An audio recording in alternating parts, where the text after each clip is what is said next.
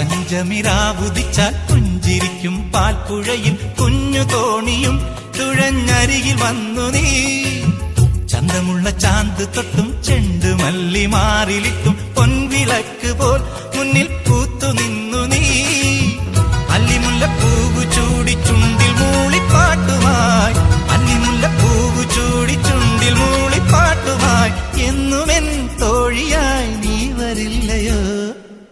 ഞാനൊരു പാട്ട് പാടാം, കുഞ്ഞുമണി വീണമിട്ടാം, പാട്ട് കേട്ട് പൂവാലാട്ടും.